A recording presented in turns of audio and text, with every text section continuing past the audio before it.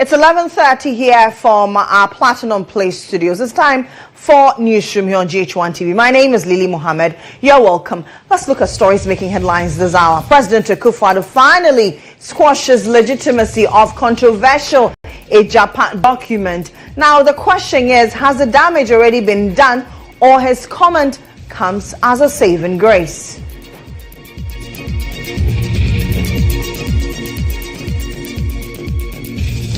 Also coming up, Service Ghana Auto Group Limited refutes allegations of inflated costs and contracts for after-sales service and maintenance of 307 ambulances.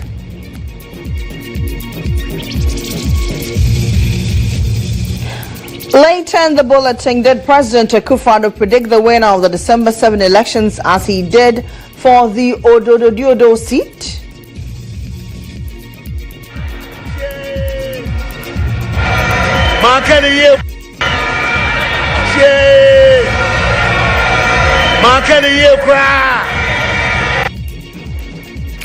We'll tell you why some people are drawing parallels, and then Kano residents incensed as curfew imposed in Nigeria state after hunger protest. We have details of these and many more all coming up in the next 60 minutes. To stay tuned in.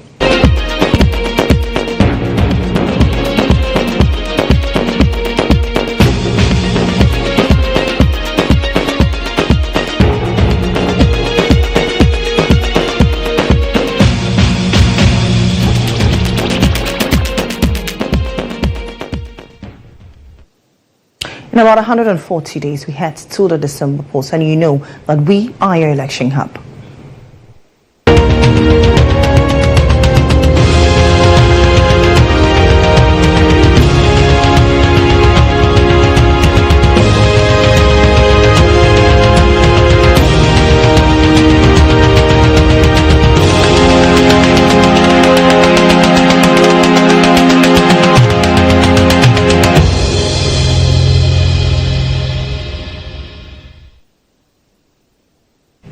Hello again, once again, my name is Mohammed. Now, political scientist Dr. Jonathan Asante is describing President GHOne's reaction to the Ejapadia document as confusing and disturbing. The president refuted allegations of state capture in a viral document titled Ejapadia, which allegedly is a grand scheme by the ruling New Patriotic Party. Speaking at the Ghana Report Summit on the dealing with misinformation and disinformation in election 2024, President GHOne described the allegations as baseless and a deliberate attempt by his political opponents to undermine his efforts to promote transparency and good governance. According to the president, the accusation of annexing state assets is nothing but a fabrication to create confusion and distrust among the people. Let's first take a look at the president's message. In the run-up to the 2008, 2012, and 2016 presidential elections, and Madam Sani, I'm not here to settle scores. I was the target of numerous false and malicious stories aimed at attacking my credibility and integrity. In 2008, baseless allegations of drug trafficking were spread, along with numerous rumors about my health intended to cast doubt on my ability to serve as president. President GHOne was also accused in 2008 of having sold all of Ghana's gold reserves. Again, the 2012 election saw false reports of my alleged arrest in London for drug possession and fabricated quotes designed to stir ethnic tensions. In 2016, it was alleged by sympathizers of the opposition that I had killed my late wife. Today, with a few months to the December 2024 elections, they are at it again. A fabricated document entitled Ejapadia is being peddled around by operatives of the opposition as evidence of a grand scheme by my party to annex the assets of the state. These experiences underscore the importance of discerning truth from falsehood and the need for all of us to remain vigilant against the dangers of misinformation and disinformation. Now, reacting to this, political scientist Dr. Jonathan Asante says the president's reaction comes from a place of fear as he's worried about the negative impact the document will have on the NPP come December 7 as it tends to initiate tribal unsettlement. I beg your pardon. He joins us via Zoom for a conversation on the back of it. Doc, good morning to you. Good morning. Now, you say that the president's comments or reaction is confusing. How so? Well, let me say good morning to your viewers. I'm not too sure if I use the word confusing, but it's more or less like a perplexity, so to speak. Because as it stands now, his worry is that many people are now reading the document, and it is gaining the traction that is needed to be able to unsettle the NPP. And that is the more reason why he appears worried. Because this document came before the 2020 elections, and many were those who probably thought of the document as maybe a propaganda document. But if things are unraveling, when they have already been predicted in the past, and they are unraveling today, then we ought to be worried. We ought to be worried. And so, you see, you could see that internally, they want to be power brokers forever. And of course, I see within the document, and I see it being practicalized. Okay, like for example, I said that there is a particular thing, the preamble, where it seeks to suggest that they were not defeated. That is Dr. They were not defeated, and yet a certain group have been projected ahead of them. And what is that group? That is Asante. And so, traditionally, I've said that traditionally, the Ochima and Asante, that fraternity tradition has not been there. It is just a political group of convenience, and that is why they seem to have something, going for them. But in reality, they are not happy that the other side is always projected ahead of them. And so, with the arrival of President Akufo, you see, it stands to suggest that then the time is due. Don't also forget that, you see, you could see certain changes happening, like things like the holiday, the Nkrumah thing, and all those things. You see, these things are grand schemes of downgrading and upgrading a certain group. Now, I am also of the view that this document ought not to have come into the public domain. It was not meant for public consumption, because you cannot write something like this, stage manage something like this, and you want it to be in the public domain. No, it is supposed to be for private consumption and be a document for those who are going to ensure its implementation. It's not strange that Mr. Osafumafo's son, according to the document, was the one to become the MD of state, and by virtue of that, he becomes a member of EcoBank board. Now, this had not happened, but it was in the document. And then it happens, and you are telling us that it is a propaganda piece of your opponent. My goodness, I think the president should sometimes credit us with some kind of modicum of intelligence. I don't know. As it stands now, as it stands now, it is a negative publicity for the MPP. And what will it do for them in the elections as we head to it? Is it likely to influence the voter in any way? Oh, obviously. With issues of state capture, what's it called? With issues of, someone arrogating to himself the idea of propagating themselves directly or indirectly, as power brokers of the party.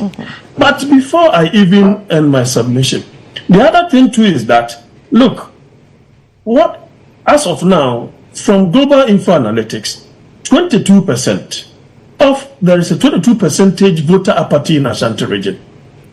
Why is it that the president told all of us that when Mr. Allen's time is due, he will support him. And when it got to his time, he did not.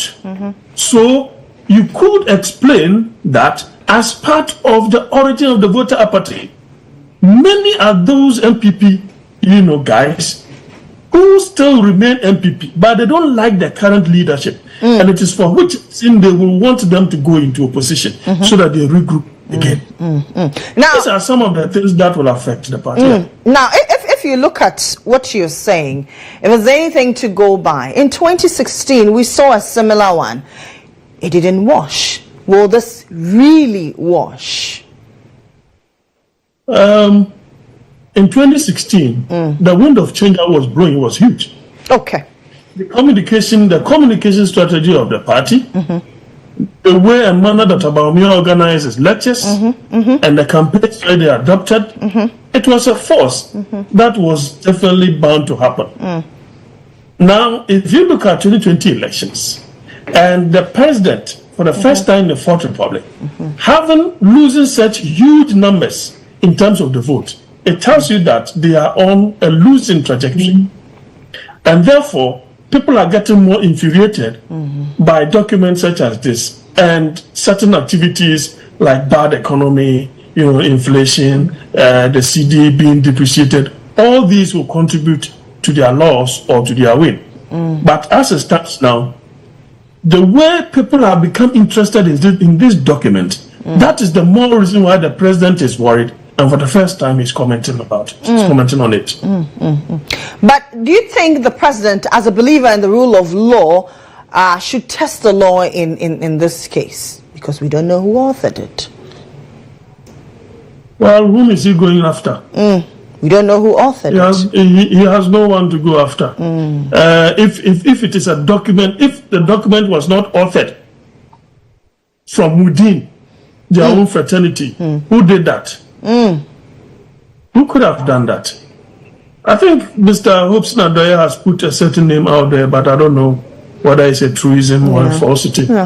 But it will more or less be like, whom are you chasing? Ask yourself, if things of that nature are not true, ask yourself, which chief or which paramount chief in this country has received 20 million from GNPC as part of his celebration of an anniversary? Is he the only chief in this country? He's not. Could it also have come? Yes, we've seen the Ochehene, we've seen the president, we've seen Gabi Otredako write about it on X. No. Could it have come from a place of bitterness? I asked this. What they say. You are a can, Edidija. Well, it's possible. It's possible, or maybe from a place of proper conscience. Okay. Yeah, that there could be a change of heart. That look, this is not proper. I wouldn't want to be part of this, and the person leaked it.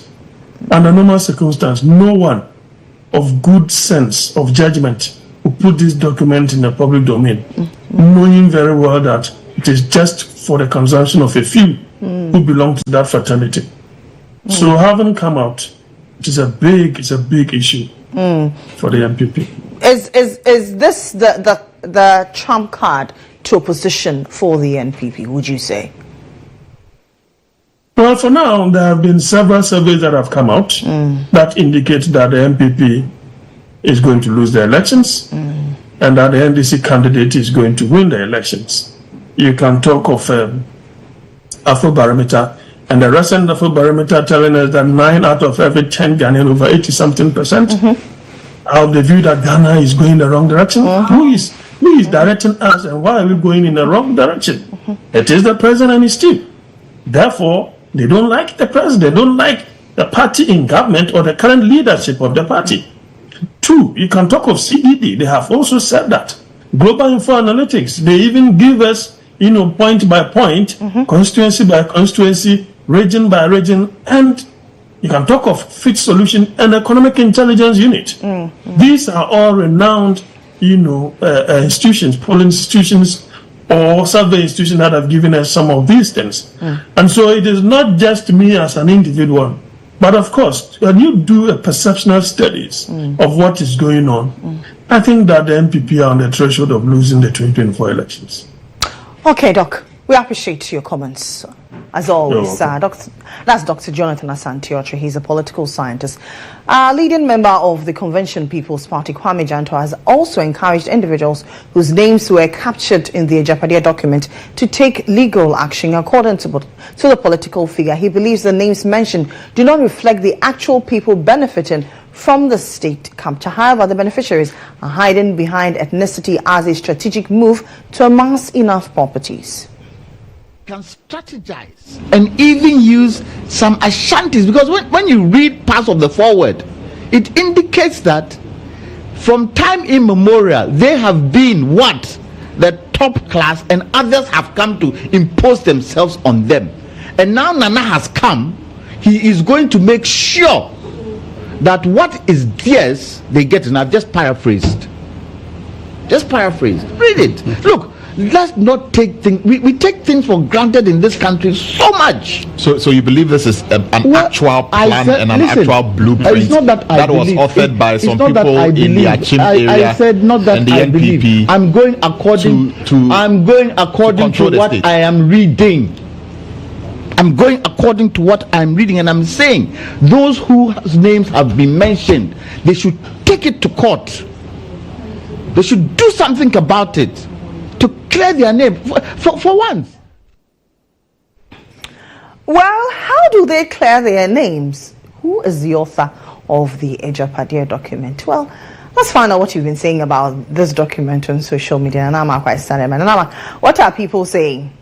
Lily, people are interesting on social media, honestly. When we move over to Facebook, Susanna Phillips says we will disregard it when we asked whether you should really believe the document. And then Abdul says, when you speak ill about your opponent, people should believe you. But when your opponent speaks ill about you, we should disregard it. Please go and come again.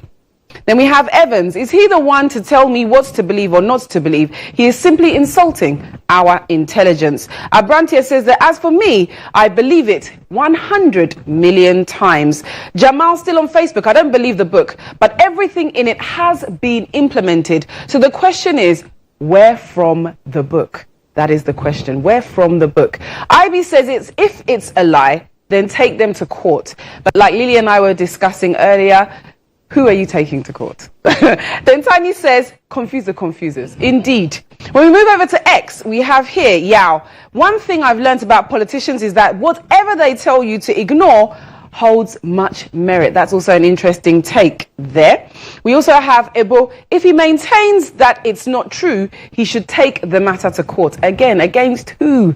Then we have Kwoku. He cannot tell the public to disregard while everything is playing out perfectly. Then we have Danny, a week to exam, then give you APO on all the papers. You wrote first 3. The APO drops ditto, then came tell you to disregard it because it's fake. Will you? Danny, will you indeed? Well, that's what we have to tell you from social media. Continue to send us your messages on Instagram, on Facebook, and on Twitter. Lily, I want you to put your Inspector Clouseau hat on and find out who is the author. My name is Nanama Aqua. Maybe we should ask Hope Senador. He's put out some names anyway. But do we treat it as disinformation, misinformation? Well, and I bet to curb the influx of fake news and disinformation, Director of Elections and ICT with the NDC, Dr. Edward Omane-Boamah, has called on civil society groups to introduce what he describes as misinformation and disinformation index to name and shame politicians culpable of spreading fake news. Speaking during a plenary session at the Ghana Report Summit, Dr. Omane-Boamah believes the initiative, if carried out well, will affect public confidence in politicians and journalists who will be called out, hence sensitize the airways ahead of the general elections. And I think that between now to December 7, there's not very much that government can do. I leave it in the hands of civil society organizations. Civil society, I want you to look at what I will call an MDI, Misinformation Disinformation Index.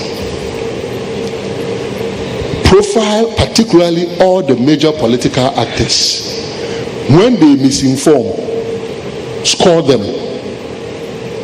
And on weekly basis, tag them. And you can decide on a matrix that if maybe 2 times, 3 times, or 4 times, or 5 times, the person is branded as not credible to be listened to by the electorate, and make sure you push it. I'm taking your fact-checking a bit higher to the level of actually naming and shaming and making people stand out as people who have been objectively defined as misinformers or disinformers. Brilliant suggestion indeed. MDI can help. Okay. Now, aspiring presidential candidate for the Convention People's Party, Wayo Ganamenti, has underscored his vision aimed at recusing the party from the abyss, rescuing, from the abyss. According to him, the party is far away from winning political power, but that party cannot watch unconcerned for the legacy of Ghana's first president, Dr. Kwame Nkrumah, to be dented. We all know, as citizens of Ghana, where CPP is today in Ghana's political landscape. After 1966, when CPP was overthrown, or Sergeant Dr. Kwame Nkrumah was overthrown, we haven't basically seen political power. So CPP is in the abyss. It is far from reaching political power. And the essence of a political party is to gain political power and govern the country to better the lives of the people. So if in 2024 the CPP is still where it is, I believe that the CPP can do more. The legacy of the CPP is so huge that we cannot allow Osajifo Dr. Kwame Nkrumah's legacy to just dissipate over the years. So to rescue the CPP is simply to help the CPP become relevant in Ghanaian politics. As to whether CPP will win power today, tomorrow, we leave that to our political machinations, our political conduct. But first and foremost, we must come out of the darkness. We must be visible. We should be relevant. And when we are relevant, the citizens will decide whether to give us the nod to govern the country. So rescuing the CPP simply means coming together with like minds to help the CPP come out of where we are, come to the limelight, and be able to do proper politics. For how long have you been a member of the CPP that this time around you have decided to go for the ultimate position, that is the flag bearership? That's an interesting question. I joined the CPP in 2021. But as we see, ages and numbers are just numbers.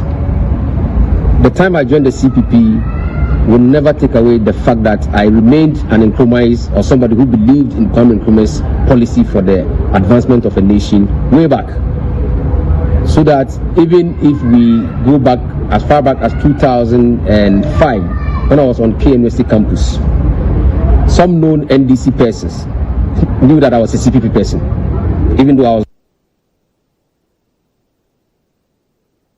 Still on election-related stories, President Akufo-Addo has once again repeated an episode in Odododo in the run-up to the 2020 elections, where he mistakenly introduced Nilante Bannerman as Nilante Van der Poel.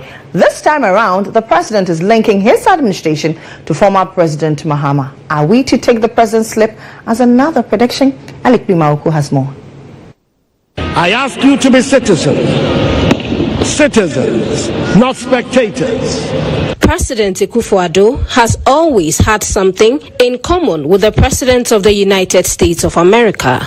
It started during his inauguration on 7th January 2017, where he charged Ghanaians to be citizens and not spectators. The change can and should start now and with us as individuals.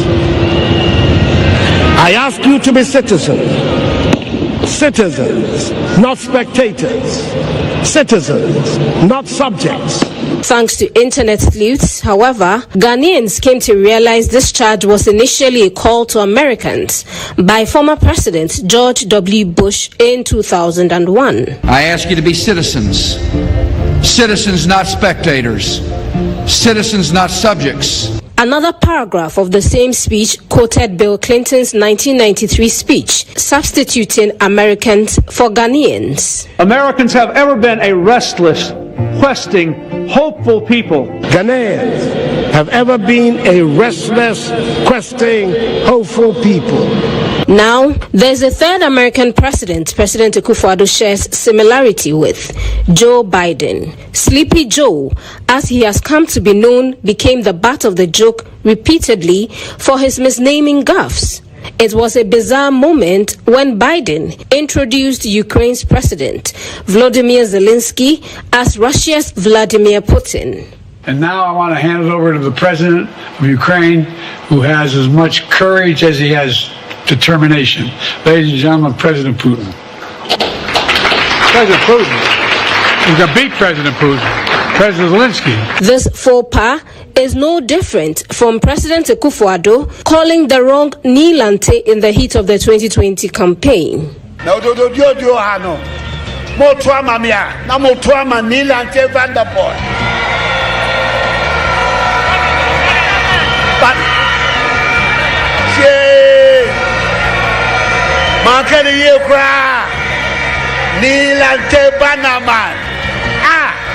Well, he's done it again, tagging his administration, the Akufo-Addo Mahama government.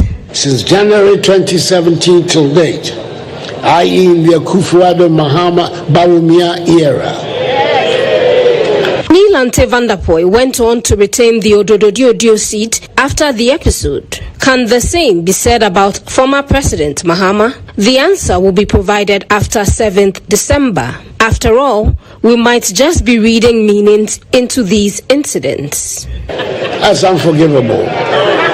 That's unforgivable. I hope you'll allow me to withdraw that statement. The Akufo-Addo Bawumia. Are we reading meanings? Well, that is indeed a prophecy. On December 7, we find out. We are back after this breather. Stay tuned in.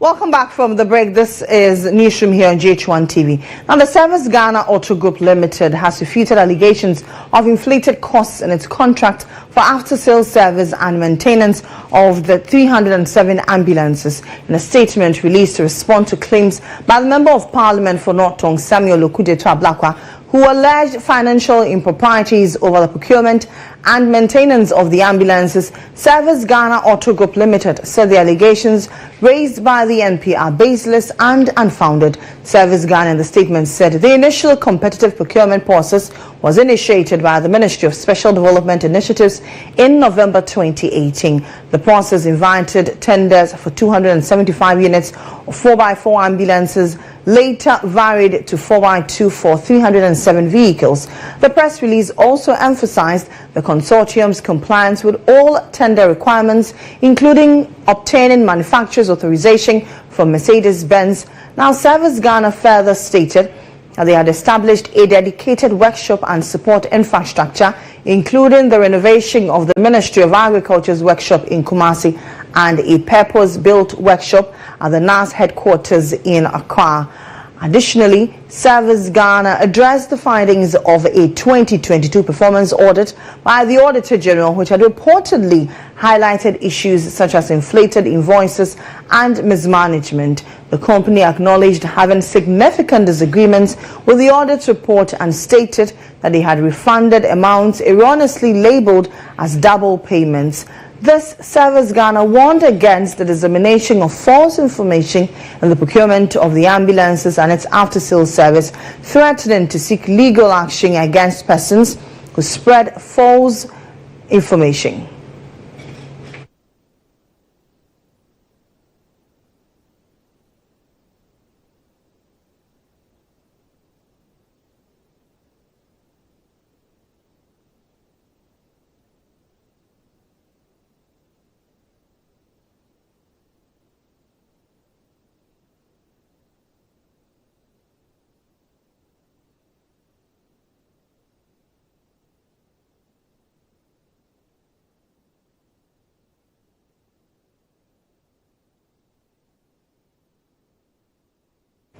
The former chairman of the NDC, Samuel Ofusu-Ampofo, has downplayed the Road Ministry's flagship program, Maintain My Road initiative. Her road users are expected to report defective roads via a short code on their smartphones. The initiative includes a call center and an app which serves as a portal for the public to inform the Ministry of Roads, the Ministry of Bad Roads and more functioning traffic lights across the country. The former chairman for the NDC, Ofusu-Ampofo, made the submission during a Star Chat with Bulari.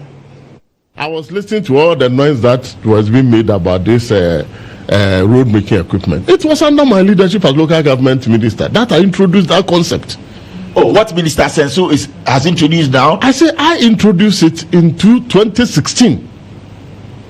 We imported. Do you have a short code for people to text? I say that we'll fix your roads for you. It's not a matter of short. You see, some of these things, they are just. You are going to use short code to ask people to fix roads. Does it work that way?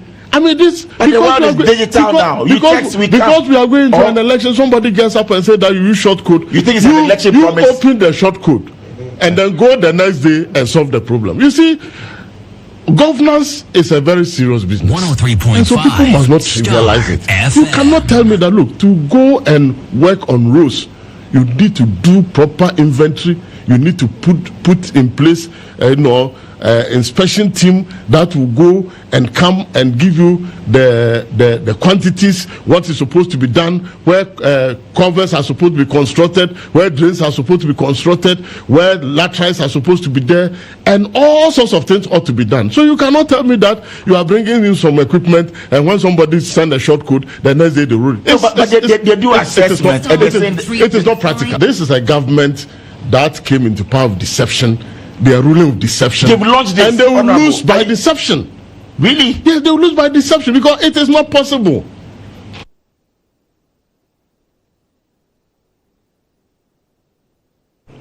So that was excerpts of a conversation with former chairman of the NDC, Samuel Ofusu-Ampofo, with Bulari on Star Chat. Let's head to the business world.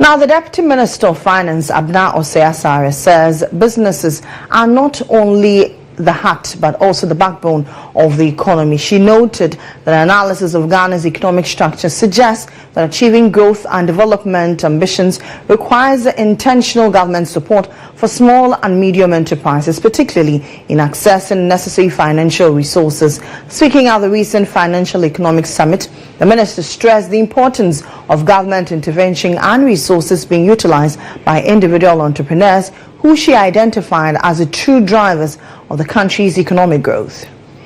It is imperative to understand that government interventions are resources meant to be tapped by individual entrepreneurs. While these policies and programs lay the groundwork, it is the efforts of individual entrepreneurs that truly drive economic growth and stability. Entrepreneurs are the catalyst of wealth creation, turning opportunities into thriving enterprises that generate jobs and foster economic growth. Entrepreneurial efforts are not just personal pursuits, they are the vehicles for national prosperity. The innovative ideas, resilience, and hard work of entrepreneurs are what transforms resources into sustainable economic growth. By embracing the spirit and utilizing the available support, entrepreneurs can lead the charge in developing economies, driving the stability and growth that our nation. Now, to address the alarming youth unemployment in Ukwapaman, the Osiadeyo Kwesi Ekufu Foundation has teamed up with Tutel Agriculture College in South Africa to provide a 5-day free agri-skills training program. Over 120 selected youth are participating in the program, which covers 5 key agribusiness models: poultry, cattle and sheep, piggery, crop and irrigation, and general agriculture business. The Osiadeyo Kwesi Akufo Foundation, founded by Okwapihini Osiadeyo Kwesi Akufo, in partnership with Tuteli Agriculture College, South Africa, initiated the 5 days free agri-skills training for over 120 selected youth, providing them skills in 5 different agribusiness models: poultry, cattle and sheep, piggery, crop and irrigation systems. The initiative by Osiadeyo Kwesi Akufo Foundation comes as the unemployment rate in Ghana surged to 14.7% in the first 3 quarters of 2023, with youth unemployment rising from approximately 1.2 million to over 1.3 million. The rate is notably higher among females. Emmanuel Ansa Nto, CEO of the Osiadeyo Kwesi Akufo Foundation, explained that this training aligns with the foundation's focus on health education and social enterprise. The program is going to be categorized into poultry. We're doing poultry skill training. We're doing cattle and sheep training. We're doing piggery. We're doing crop and irrigation. And then we're going to train the youth also in agribusiness, which is agri-sales and all the other extensions. At the end of the program, we are expecting the youth to be well endowed and knowledgeable in agribusiness. We are hoping to also help them to start agribusiness, start crop production, because now agribusiness is the way forward.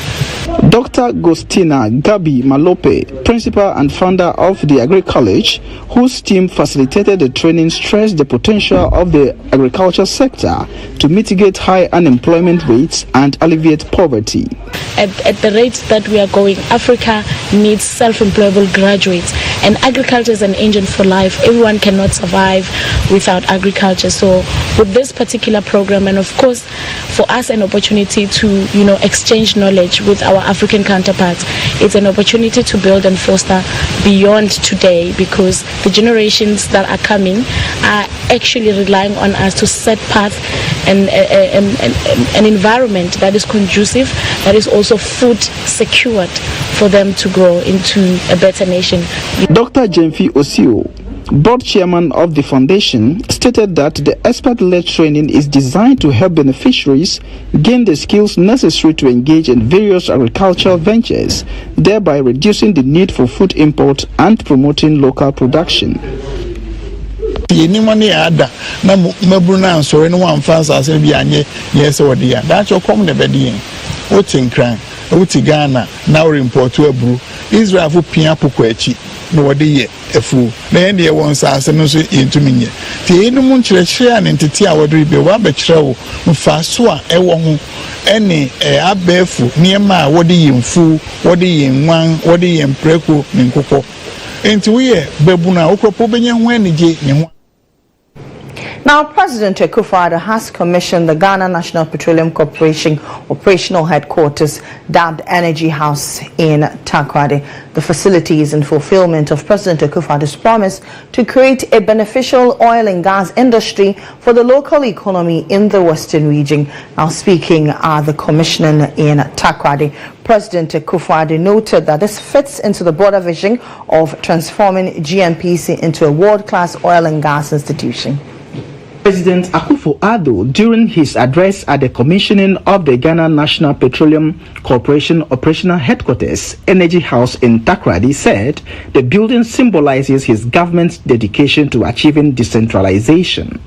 He said the headquarters is strategic in acknowledging the contribution of the region to the economy of Ghana in view of the exponential effect it will have on the local economy.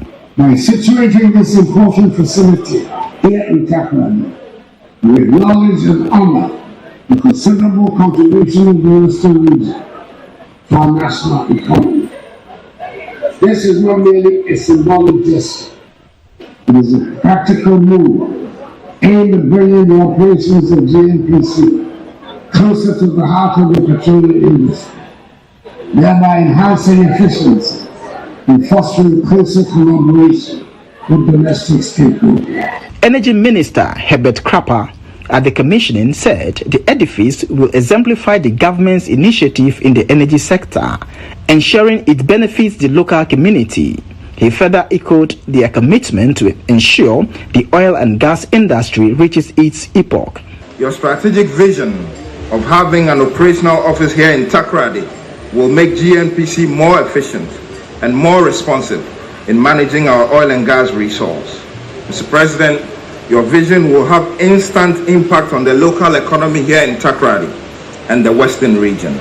Ancillary businesses will be attracted, jobs will be created, local talents will be located, and economic activity will boom overnight.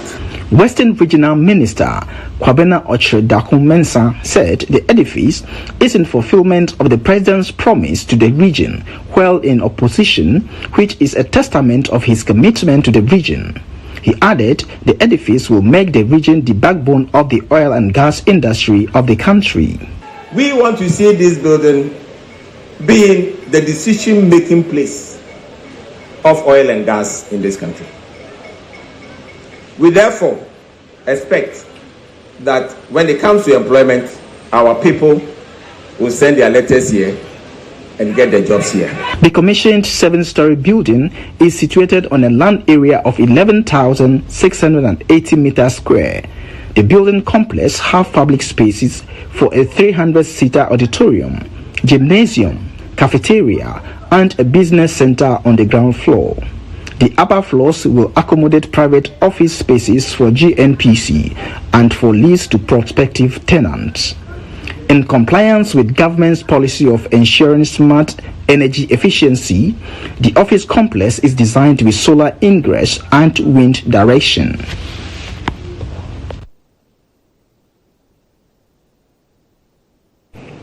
That's it for the business brief.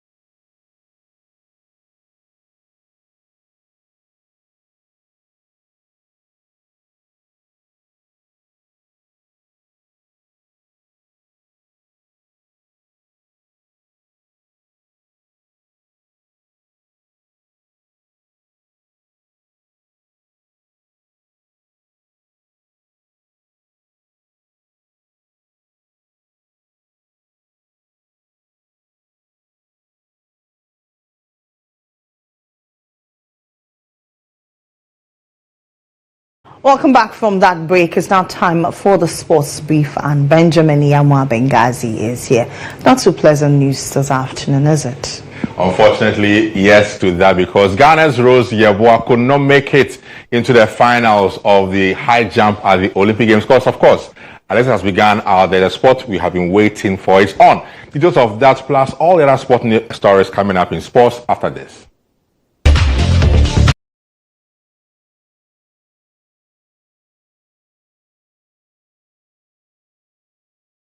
So Ghana and African game champion Rose Amonima Yeboah has failed to make automatic qualification into the finals of the women's high jump event after 3 successful attempts at 1.9 meters in the jumps.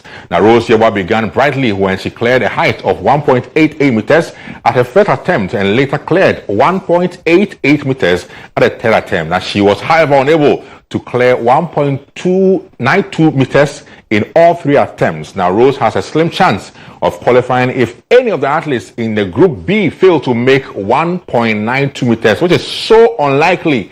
So it looks as though our girl Rose Amonima Yeboah, her competition at the Olympic Games is done, as she could not clear the height of 1.92 meters in high jump at the ongoing games in the Olympics being held in Paris this year. But don't forget, 100 meters sprints is on massively, and we've had the heat's done for the ladies. All the big women have qualified. Shakira Richardson, the favorites, advancing with the Jamaican, all of them advancing in that division.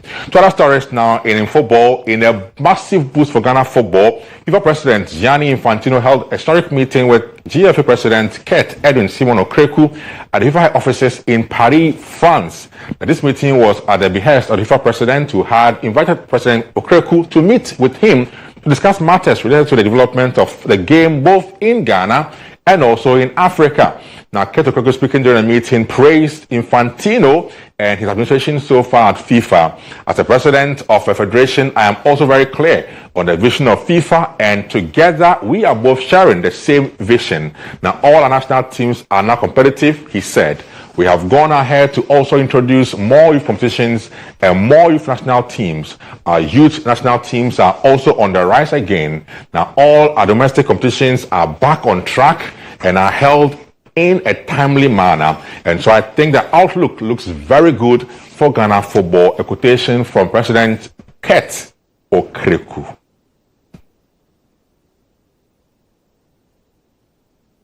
More sports in just some 30 minutes time. At 1 p.m. we are in again with more sports for you. But that's it for sports. Lily, back to you again. Thank you very much, Benjamin Yamwa Benghazi, for that sports update. Let's head to the foreign front.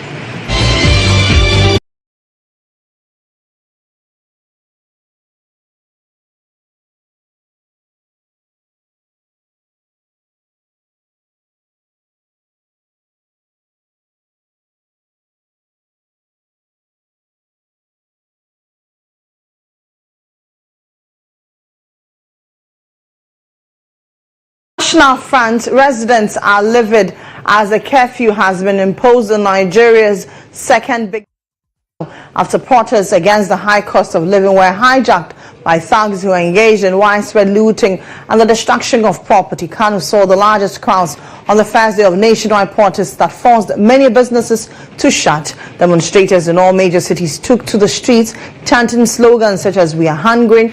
Police fired live bullets and tear gas and sprayed hot water to try and disperse thousands of demonstrators in Kano City. 4 people were wounded and others taken to hospital. Protesters had earlier set alight tires to make a bonfire in front of the house of State Governor Abakabir Yusuf. Looters also broke into a warehouse near his house, and people were seen carrying away 25 liters of cartons of vegetable cooking oil and mattresses.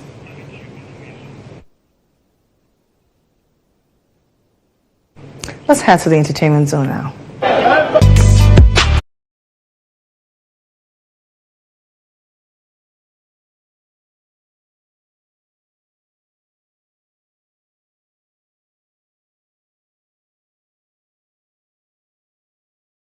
Now, High Life singer and television personality Akosie GHOne has urged Ghanaian dancers to elevate the image of the craft through better creativity and skill. According to the singer, dance requires maximum attention and innovation and should not be treated as just a hobby. She made this call at the sidelines of the just-ended Accra Boogie King concert in Accra.